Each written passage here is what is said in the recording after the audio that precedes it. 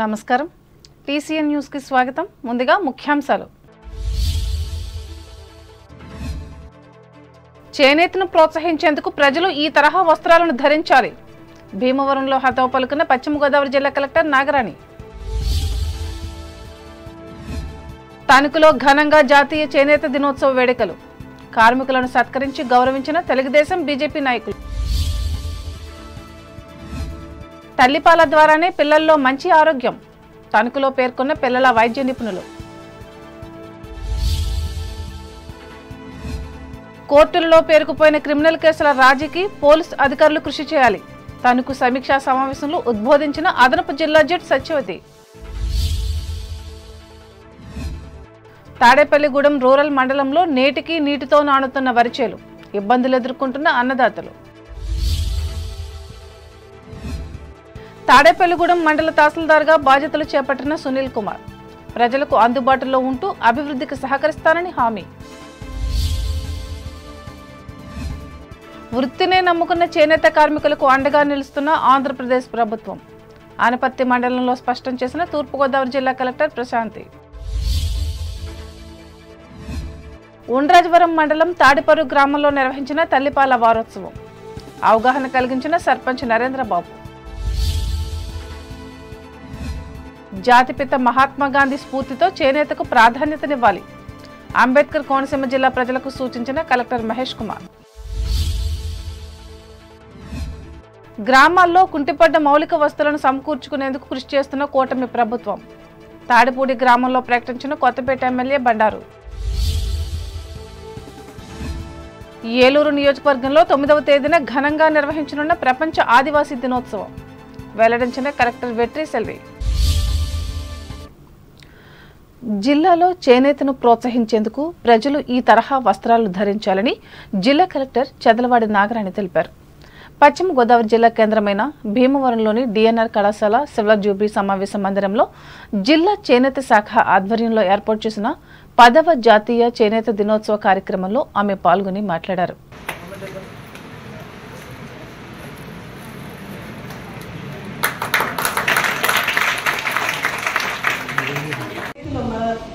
మన దేశంలో చేనేతకు ఒక ప్రాముఖ్యత ఉంది. స్వాతంత్ర దినోత్సవ సమయంలో ప్రముఖ నాయకులు అందరూ కూడా అలాగే ప్రజల్ని ఉద్దేశించి చేనేతని ధరించాలి, ఇక్కడ ఉండే చేనేత కార్మికులకి చేనేత ఇవ్వాలి అంటే చేనేత ధరించడం అంటే ఒక మన దేశాన్ని మనకి ఉన్నదాన్ని మనం మరింతగా అన్వయించుకోవడం, మనకున్న ప్రేమ మన ఆ విధంగా వ్యక్తపరచడం. అలాగే విదేశీ వస్తు బహిష్కరణ ఇవన్నీ కూడా చాలా ఉధృతంగా జరుగుతున్న రోజులు. ఇప్పుడు మనం ఈరోజు చేనేత వస్త్రాల గురించి మనం మాట్లాడుతుంటే మన సమాజంలో చేనేత వస్త్రాల వాడకం చాలా వరకు తగ్గిపోయింది. అలా కాకుండా ఒకప్పుడు ఒక 150 సంవత్సరాల క్రితం 200 సంవత్సరాల క్రితం కనుక పరిస్థితి చూస్తే మన దేశ చేనేత వస్త్రాలకి ప్రపంచవ్యాప్తంగా విపరీతమైన గిరాకీ ఉండేది. ఒక అద్భుతమైన డిజైన్స్ తోటి తయారు చేస్తూ విపరీతమైన విదేశీ మార్గాన్ని మన దేశంకి వస్తూ ఉండేది, ఆర్జిస్తూ ఉండేవాళ్ళు. అయితే రాను రాను ఈ Britishers 150 years back textile mills ఎక్కువైపోవడం, టెక్స్టైల్స్ మిల్ నుంచి వచ్చిన ప్రొడక్ట్ కొనుగోలు చేయాలి అంటే చేనేత మగ్గాలు ఉండకూడదు, చేనేత దేశీయంగా ఉత్పత్తి అయ్యే చేనేత వస్త్రాలు ఉండకూడదు అనే ఉద్దేశంతో ఎంతో మంది కార్మికుల్ని బ్రిటిష్ ప్రభుత్వం ఆ రోజుల్లో వారి యొక్క చేతులు వేళ్ళు నరికివేయడం, వారి యొక్క వృత్తిని సమూలంగా నాశనం చేయడం అనేది జరిగింది. అన్ని కష్ట నష్టాలు వచ్చి ఈ రోజు కూడా మన దేశంలో చేనేత అనేది జరుగుతూ ఉండడం, ప్రజలు దాన్ని ఆదరిస్తూ ఉండడం అనేది చాలా గొప్ప విషయం. ఈ కార్యక్రమంలో జిల్లా చేనేత శాఖ development officer B Ramaiah, ADO G Gurraju, DNR కళాశాల పాలకవర్గ అధ్యక్షులు గోకరాజు వెంకట నరసింహరాజు, ఉపాధ్యక్షులు గోకరాజు పాండురంగరాజులు పాల్గొన్నారు. జాతీయ చేనేత దినోత్సవాన్ని తణుకులో బుధవారం ఘనంగా నిర్వహించారు. ఇందులో భాగంగా ఈ వృత్తి కార్మికులు సభలు సమావేశాలు నిర్వహించి సమస్యలను చర్చించారు. ఈ సందర్భంగా టీసీఎన్ ప్రత్యేక కథనం అందిస్తోంది. ప్రాచీన కాలం నుంచి చరిత్రలో చేనేతకు సముచితమైన పాత్ర ఉంది. జాతీయోద్యమంతోనూ విడదీయరాని సంబంధం ఉంది. గ్రామీణ భారతదేశంలో వ్యవసాయం తర్వాత రెండో అతిపెద్ద ఉపాధి కల్పనాదారు చేనేత పరిశ్రమ. రాష్ట్రంలో సుమారు 1,80,000 మగ్గాలు ఉండగా ఉపవృత్తులు కలిపి సుమారు 4 లక్షల మంది చేనేతపై ఆధారపడి జీవిస్తున్నారు. కంటికి కనిపించని వేల పోగులను ఒక్కటి చేసి రంగులతో అందాలు అద్ది పోటీ ప్రపంచంలోనూ మేటి డిజైన్లు వేసి చేతి నైపుణ్యంతో అందమైన చీరలు తయారు చేయటం నేతన్నకు ఎవరూ చెప్పని విద్య. గ్రామీణ భారతంలో వ్యవసాయం తర్వాత అత్యధికులకు జీవనాధారమై నిలిచిన అపురూప కళారంగం చేనేత. భారతావని ఆత్మకు ప్రతీకగా చేనేత రంగాన్ని అలనాడు బాపూజీ అభివర్ణించారు. కానీ నేడు ఆ చేనేత రంగం అనేక సమస్యలు సవాళ్లతో ఉక్కిరిబిక్కిరవుతుంది.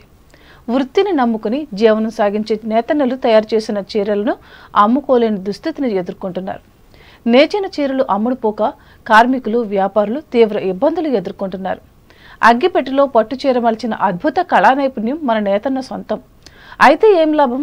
చేనేత కార్మికుల సంక్షేమాన్ని ప్రభుత్వాలు పట్టించుకోకపోవడం వల్ల ఎందరో కార్మికులు చేతి నిండా పని దొరక్క వీధిన పడి ఇబ్బందులు ఎదుర్కొంటున్నారు. ఈ పరిస్థితిని మార్చి చేనేతకు పూర్వ వైభవం తీసుకురావాలని వీరు కోరుతున్నారు. ఇందులో భాగంగా చేనేత వృత్తికి జిల్లాలో ముఖ్యమైన కేంద్రంగా గుర్తింపు పొందిన తణుకు మండలం వేల్పూరు గ్రామంలో ఈ దినోత్సవాన్ని వేడుకగా జరుపుకున్నారు. ఈ మేరకు పళ్లు పంచిపెట్టారు. అనంతరం తణుకు తెలుగుదేశం కార్యాలయంలో నిర్వహించిన సభలో చేనేత డెవలప్మెంట్ కార్పొరేషన్ మాజీ చైర్పర్సన్ వావలల సరళాదేవి కార్మికులను సన్మానించి మాట్లాడారు.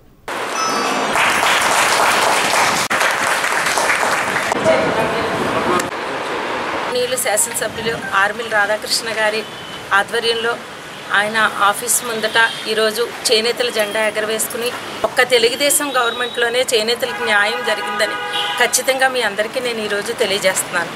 ఈరోజు జనతా వస్త్రాలని ఆనాడు మరి అన్న ఎన్టీ రామారావు గారు గుడ్వృత్తికి ఎంతో కృషి చేసిన ప్రభుత్వం తెలుగుదేశం ప్రభుత్వం.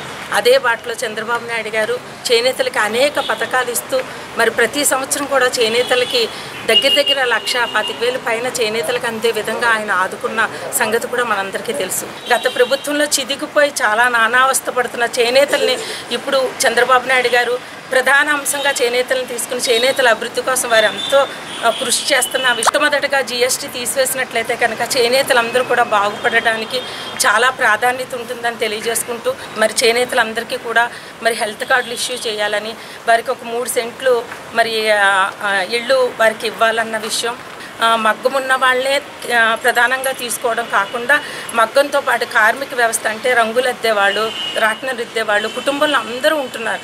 వారందరినీ కూడా పరిగణలోకి తీసుకుని వారందరికీ కూడా సహాయ సహకారం అందించేలాగా ఈ కార్యక్రమంలో వేల్పూరు గ్రామ సర్పంచ్ విశ్వనాథం కృష్ణవేణి, తెలుగుదేశం నాయకులు గుబ్బల శ్రీనివాస్, చింతలపూడి సన్యాసరావు, బీరకాయ ప్రసాద్, ఆకుమర్తి శ్రీను, నక్కా చంద్రశేఖర్, సప్పవరపు శ్రీను, జనసేన పార్టీ పట్టణాధ్యక్షులు కొమ్మిరెడ్డి శ్రీనివాసులు పాల్గొన్నారు.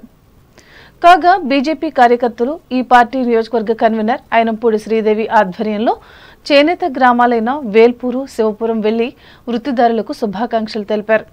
అలాగే పలువురు సీనియర్ కార్మికులను సన్మానించారు. ఈమె వెంట మహిళా మోర్చా జిల్లా ఉపాధ్యక్షురాలు కామర్సు కిరణ్మయి, పట్టణ అధ్యక్షులు గంటా లక్ష్మిలు ఉన్నారు.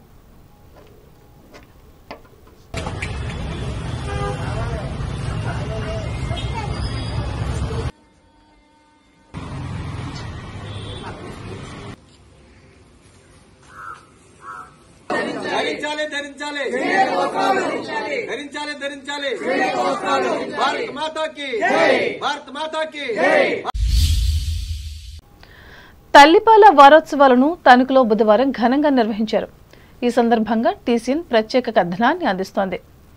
బిడ్డ పుట్టగానే తొలి ఆహారం అమ్మపాలే. ఇది ప్రకృతి వరం. దీనికి మరేదీ సాటిరాదు. కొన్ని అపోహల వల్ల కొందరు తల్లులు వారి బిడ్డలకు శ్రేష్టమైన తల్లిపాలను దూరం చేస్తున్నారు.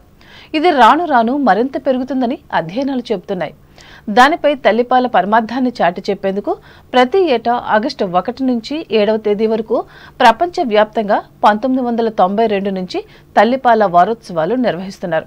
ప్రతి సంవత్సరం అంతర్జాతీయంగా 5 సంవత్సరాలలోపు పిల్లలు సుమారు 8 మిలియన్ల మంది వివిధ కారణాలతో మరణిస్తున్నారని ప్రపంచ ఆరోగ్య సంస్థలు లెక్కలు చెబుతున్నాయి.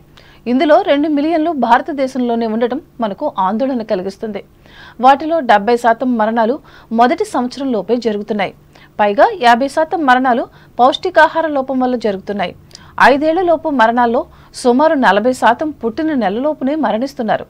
పుట్టిన వెంటనే శిశువులకు తల్లిపాలు ఇప్పించినట్లయితే 22% శిశు మరణాలు నివారించవచ్చని, ఇదే మన దేశంలో 2.50 లక్షలు నివారించవచ్చని పరిశోధనలో తేలింది. బిడ్డకు తల్లిపాలు ఇవ్వటం ద్వారా వారిద్దరికీ కూడా ఒక అనుభూతి ఉంది.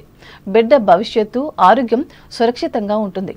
శరీర ఆకృతి, అందాలకు పాలివ్వడానికి సంబంధం లేదనేది ముందుగా తెలుసుకోవాలి. ఈ నేపథ్యంలో పట్టణానికి చెందిన సాహితీ సామ్రాజ్యం ఆధ్వర్యంలో సురక్ష హాస్పిటల్ ప్రాంగణంలో ఏర్పాటు చేసిన తల్లిపాల వారోత్సవ సభలో చిన్నపిల్లల వైద్య నిపుణులు డాక్టర్ బచ్చు లక్ష్మీ ప్రసన్న మాట్లాడుతూ సంపూర్ణ ఆరోగ్యానికి తల్లిపాలు ఎంతగానో దోహదపడగలవని అన్నారు. తల్లిపాల వారోత్సవము ఆగస్టు 1 నుంచి ఆగస్టు 7 వరకు ప్రతి సంవత్సరం జరుపుకుంటూ ఉంటారు. ఇది ప్రపంచమంతా జరుగుతూ ఉంటుంది. వరల్డ్ హెల్త్ ఆర్గనైజేషన్, యూనిసెఫ్ కలిపి 1992వ సంవత్సరంలో దీన్ని స్టార్ట్ చేశారు. తల్లిపాలు ఇవ్వడం వల్ల గర్భిణీగా ఉన్నప్పుడు ఆవిడ పెరిగిన బరువు పెరుగుదల అది నార్మల్కి రావడానికి ఉపయోగపడుతుంది. తల్లిలో రొమ్ము క్యాన్సర్, అండాశయ క్యాన్సర్ ఇలాంటివి రాకుండా ప్రివెంట్ చేస్తుంది. తల్లికి డెలివరీ అవగానే జరిగే రక్తస్రావాన్ని ఇది దీనివల్ల తగ్గుతుంది అన్నమాట తల్లిపాలు ఇవ్వడం వల్ల.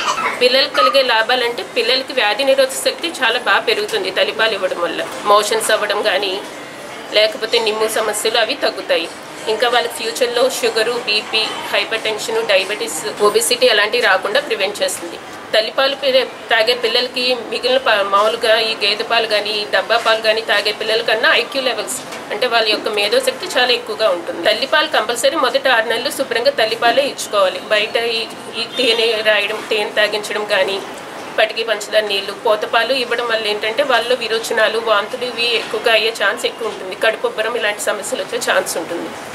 దీనివల్ల ప్రతి ఒక్కరూ తల్లిపాలు మొదటి 6 నెలలు ఇవ్వడం మంచిది. సామ్రాజ్యం అధ్యక్షులు తాడినాడ భాస్కర్ రావు అధ్యక్షతన జరిగిన ఈ సభలో ప్రసూతి స్త్రీల వైద్య నిపుణులు Penumatsa Ramalakshmi, doctor Penumatsa విఠలరాజు, doctor Vegesina Satyanarayana Raju, doctor Bachu Veeraprasad, Mohammed Vali, Mohammed Alamgir బాషాతో పాటు వైద్య సిబ్బంది పాల్గొన్నారు.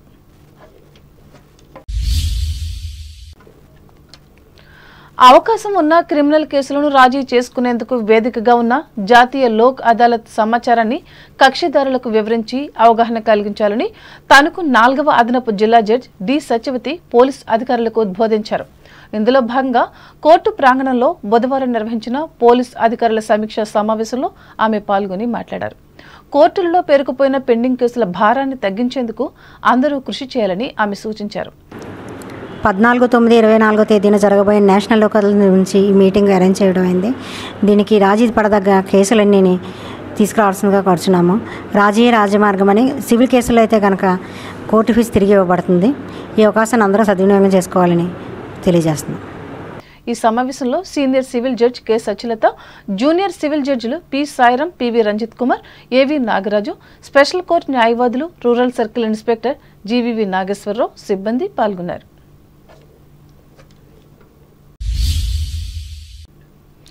తణుకుకు చెందిన ప్రముఖ ఆడిటర్ జొన్నలగడ్డ సూర్య సుబ్రహ్మణ్యం సతీమణి మాధవీలత బుధవారం అనారోగ్యంతో బెంగళూరులో మృతి చెందారు. 70 ఏళ్ల మాధవీలత సాహిత్య, సాంస్కృతిక రంగాలలో చురుకుగా పాల్గొంటూ ఈ రంగంలో గుర్తింపు పొందారు. ముఖ్యంగా సద్గురు త్యాగరాజ ఆరాధనోత్సవ సొసైటీలో సేవలు అందించి శాస్త్రీయ సంగీతాభివృద్ధికి తోడ్పడ్డారు. ఈ సందర్భంగా ఆమె మృతికి పట్టణ ప్రముఖులతో పాటు ఆరాధనోత్సవ సొసైటీ నాయకులు మల్లిన భద్రమ్మ, భమిడి కమలాదేవులు సంతాపం వ్యక్తం చేశారు.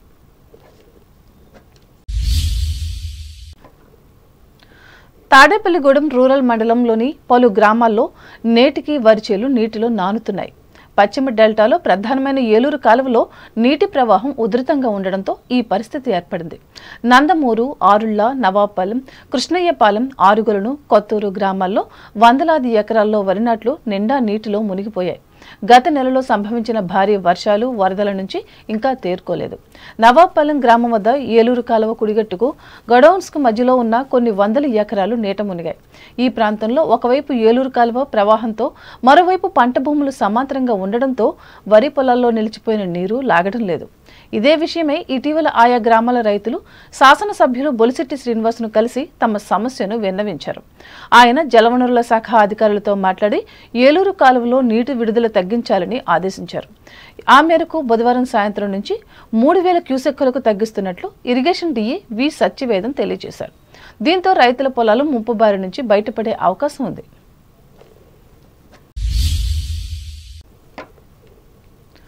తాడేపల్లిగూడెం తహసీల్దార్గా ఎం సునీల్ కుమార్ బుధవారం విధుల్లో చేరారు. ఎన్నికల బదిలీలో భాగంగా కృష్ణా జిల్లా గొడ్లవల్లేరు నుంచి ఆయన ఇక్కడికి వచ్చారు. ఇంతకు ముందు యలమంచిలి తహసీల్దార్గా పనిచేశారు. 2002వ సంవత్సరంలో రెవెన్యూ శాఖలో జూనియర్ అసిస్టెంట్గా ఉద్యోగంలో చేరి అంచెలంచెలుగా పదోన్నతిపై తహసీల్దార్ స్థానానికి చేరుకున్నారు. బాధ్యతలు చేపట్టిన ఆయనను ఇంతవరకు ఇన్ఛార్జ్ తహసీల్దార్గా ఉన్న ఆఫీస్ సూపరింటెండెంట్ శివశంకర్ ప్రసాద్తో పాటు సర్వేయర్ రౌతు రామకృష్ణ, ఆఫీస్ సిబ్బంది కలిసి అభినందనలు తెలిపారు. ప్రజలకు అందుబాటులో ఉంటూ రెవెన్యూ పరమైన సమస్యల పరిష్కారానికి తన వంతు కృషి చేస్తారని ఈ సందర్భంగా ఎంఆర్ఓ సునీల్ కుమార్ మాట్లాడుతూ అన్నారు. వివిధ రకాల ధృవీకరణ పత్రాలు జారీలో తక్షణమే చర్యలు తీసుకుంటారని చెప్పారు.